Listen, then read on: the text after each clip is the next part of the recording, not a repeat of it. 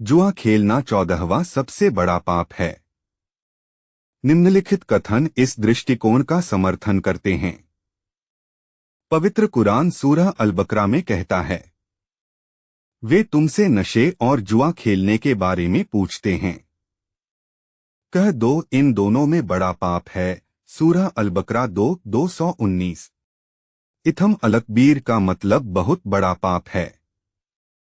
पवित्र कुरान ने इस वाक्य का इस्तेमाल सिर्फ शराब पीने और जुआ खेलने के लिए किया है। फजल इब्न शाजान द्वारा इमाम अली अल-रिज़ा से संबंधित परंपरा में भी जुआ को बड़े पापों में शामिल किया गया है। इसी तरह अमाश द्वारा इमाम जाफर अल-सादिक से संबंधित परंपरा में भी जुआ को बड़े पाप के रूप में स्पष्ट रूप से उल्लेख किया गया है। ऐसा कहा जाता है कि इमाम जाफर अल-सादिक ने अबू बसीर से कहा था, शतरंज बेचना हराम है। इस बिक्री से होने वाली आय को खर्च करना हराम है। शतरंज बोर्ड और मोहरे को अपने पास रखना कुफ्र अविश्वास के बराबर है। शतरंज खेलना अल्लाह के साथ साझीदार बनाने के बराबर है।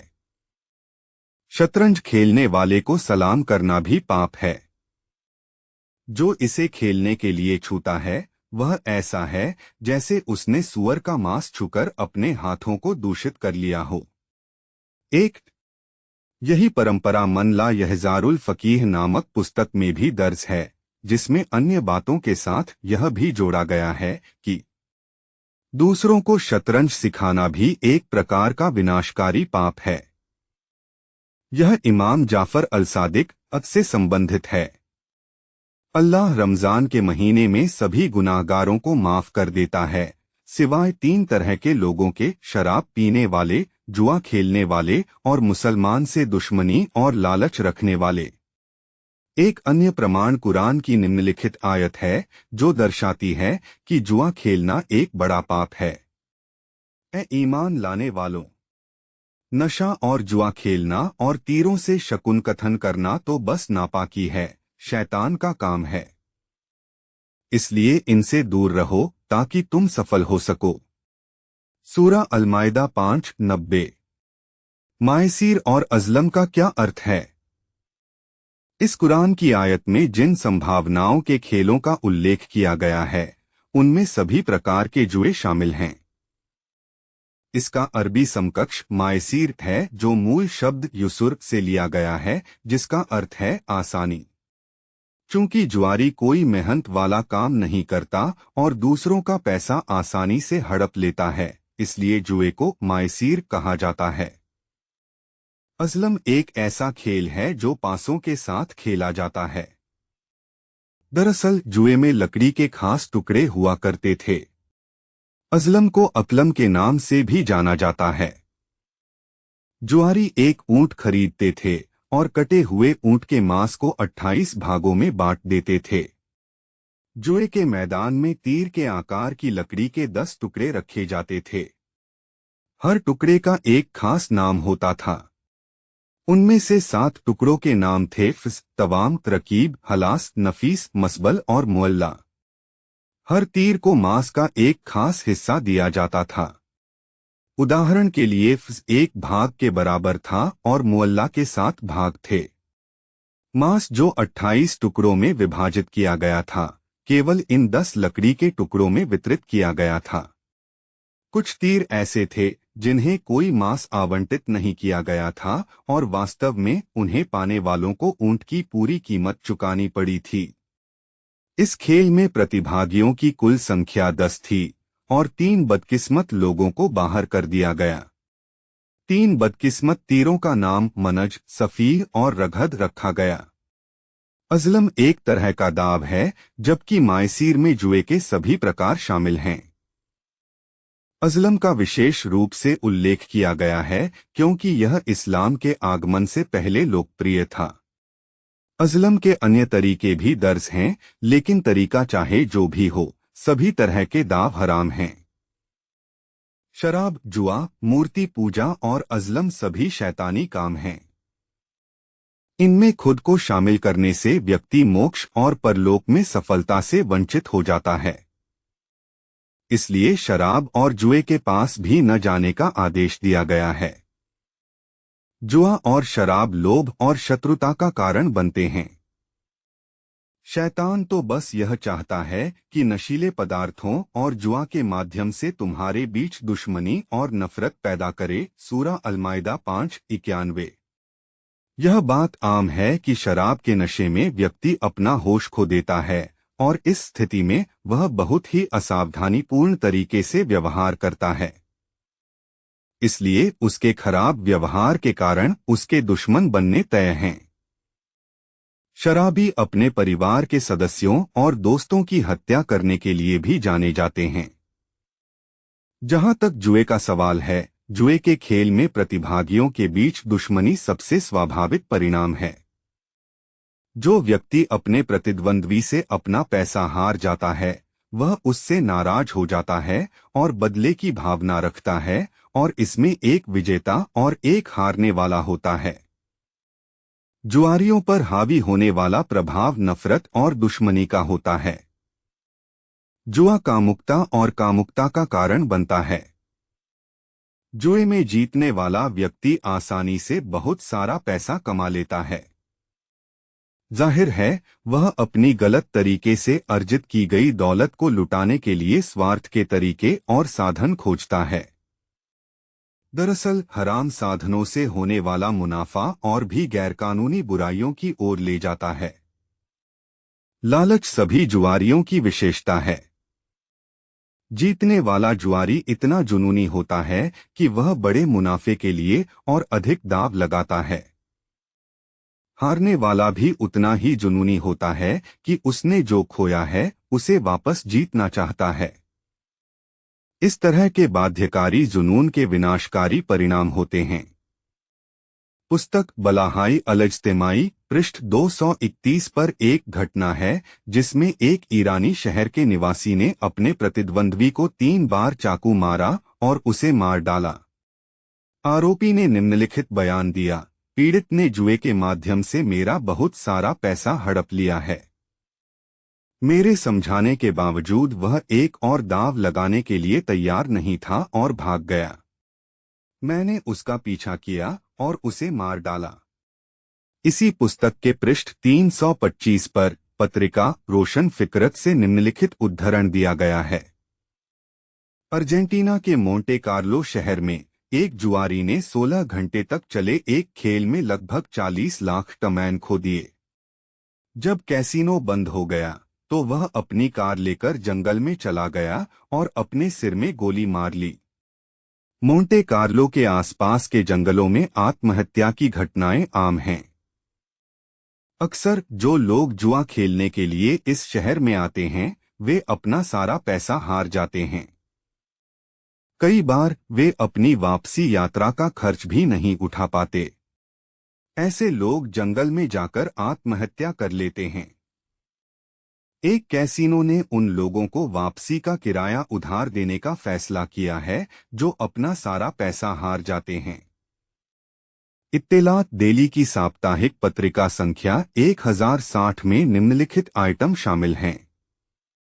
उपलब्ध आंकड़ों के अनुसार जुए के कारण आत्महत्याएं बढ़ रही हैं।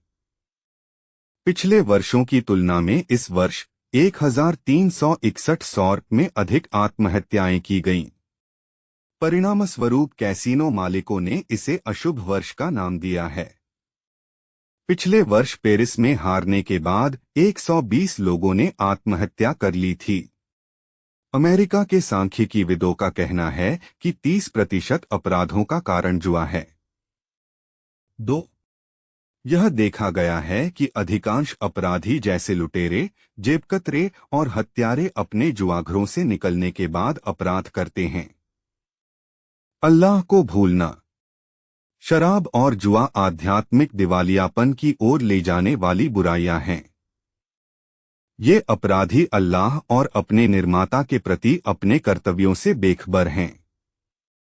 अल्लाह को भूलने की स्थिति में रहना इन बुराइयों के दुर्भाग्यपूर्ण पीड़ितों के लिए सबसे बड़ी त्रासदी है और तुम्हें अल्लाह की याद और नमाज से दूर रखे।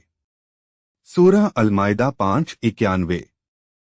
नशे की हालत में शराबी अल्लाह सवत को याद करने की स्थिति में नहीं रहता और वह नमाज जैसे फर्ज को भी छोड़ देता है। इसी तरह जुआरी की दौलत हासिल करने या अपने नुकसान की भरपाई करने की सनक उसे पूरी तरह से खा जाती है और वह नमाज समेत सभी फर्ज कामों के बारे में जागरूकता खो देता है। इस बात पर जोर देने के लिए अल्लाह सवत उसी आयत में आगे कहते हैं, तो क्या तुम बाज आओगे? सूरा अल-माइदा 5:91। इसका मतलब यह है कि इन दुर्गुणों के बारे में बताए जाने के बाद भी क्या आप सुधरेंगे नहीं? अगले श्लोक में इस बात पर जोर दिया गया है, अल्लाह की आज्ञा मानो और रसूल की आज्ञा मानो और डरो। फिर अगर तुमने मुंह फेर लिया तो जान लो कि तुम्हारे रसूल पर सिर्फ स्पष्ट संदेश पहुंचाना ही अनिवार्य है। सूरा अल-माइदा 5:92। इस तरह से यह तर्क पूरा हो गया। अब आप यह नहीं कह सकते कि आपको चेतावनी नहीं दी गई। अब हम जुए के कुछ रूपों का वर्णन करेंगे। जुआ खेलने और दाव लगाने की वस्तुएं। मुज्तहिदों के बीच इस बात पर सार्वभौमिक सहमति है कि जुए में इस्तेमाल होने वाली वस्तुओं से नहीं खेलना चाहिए, भले ही कोई जुआ न खेल रहा हो।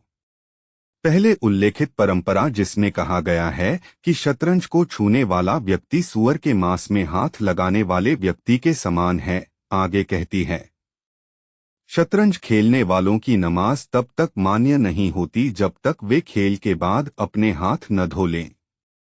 और शतरंज का खेल देखना अपनी मां के जन्नांगों को देखने जैसा है। 3. शतरंज के विषय में पूछे जाने पर इमाम जाफर अल-सादिक अपने उत्तर दिया, अग्निपूजकों की व्यस्तताएं उन पर छोड़ दो, यानी मुसलमानों को शतरंज के पास भी नहीं जाना चाहिए। एक अन्य रिवायत में इमाम कहते हैं, शतरंज की बात भी मत सुनना। तोहाफुल उकुल नामक पुस्तक की परंपरा में स्पष्ट रूप से कहा गया है कि जुए में प्रयुक्त वस्तुओं का किसी भी उद्देश्य के लिए प्रयोग नहीं किया जा सकता तथा ऐसा करना हराम है। जुआ खेलने के सभी साधन और क्रियाएं हराम हैं। हजरत इमाम मुहम्मद अल-बाकिर ने कहा है, सट्टेबाजी के सभी खेल जुआ हैं और जुए के सभी उपकरणों की बिक्री, खरीद और उपयोग हराम है। यह केवल एक ऐसा काम है जिसे शैतान आपको करने के लिए उकसाता है। 4. शतरंज और ताश के खेल तब भी नहीं खेलने चाहिए जब वे सिर्फ बौद्धिक उत्तेजना के लिए खेले जाते हों और उनका उद्देश्य जुआ खेलना न हो। इन खेलों में खिलाड़ी को इस हद तक पागल कर देने की क्षमता होती है कि वह अपने परिवार और यहाँ तक कि अपनी आजीविका के प्रति अपनी जिम्मेदारियों से भी बेखबर हो जाता है।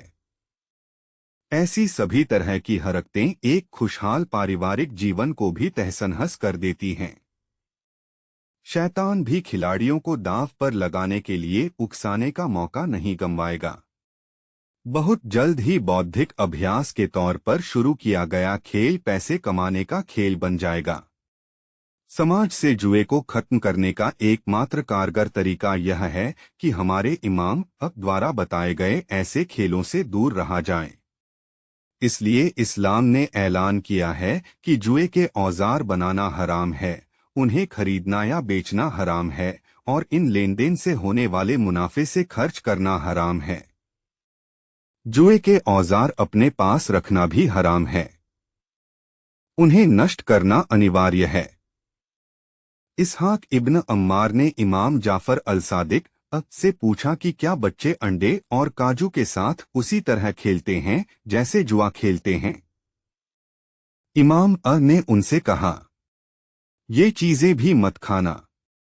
ईश्वरीय पुस्तक की निम्नलिखित आयत जुए की आय को हराम करार देती है तथा जीतने वाले व्यक्ति पर यह अनिवार्य करती है कि वह जुए की रकम हारने वाले व्यक्ति को लौटा दे।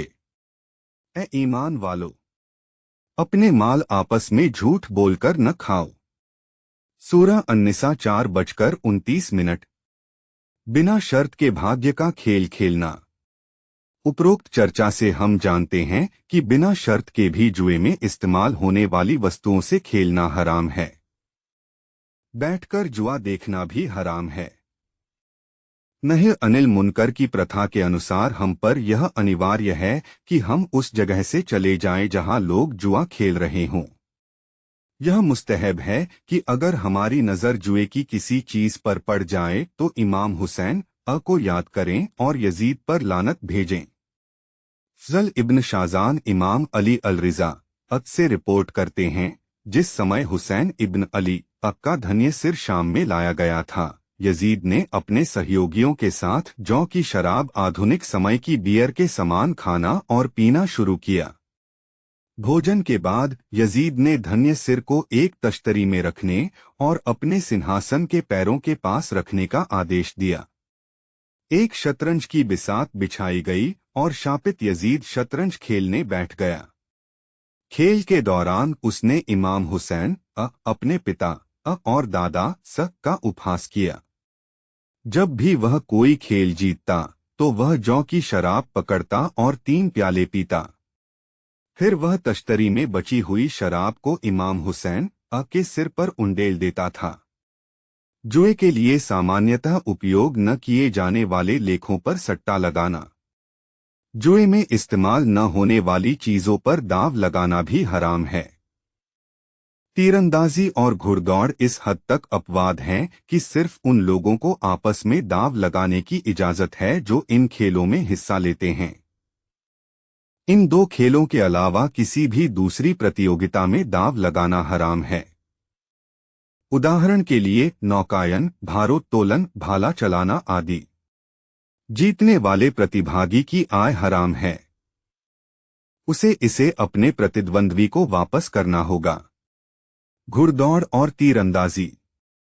घुड़दौड़ और तीरंदाजी में प्रतिभागियों और दर्शकों के लिए आपस में दाव लगाना निस्संदेह जायज है।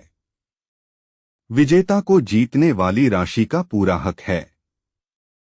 इस्लाम ने इन दोनों प्रतियोगिताओं की अनुमति दी है क्योंकि ऐसे खेल योद्धा की समग्र क्षमताओं में योगदान करते हैं और इनमें पारंगत एक मुसलमान अपने विरोधियों को चुनौती देने में बेहतर ढंग से सक्षम होता है।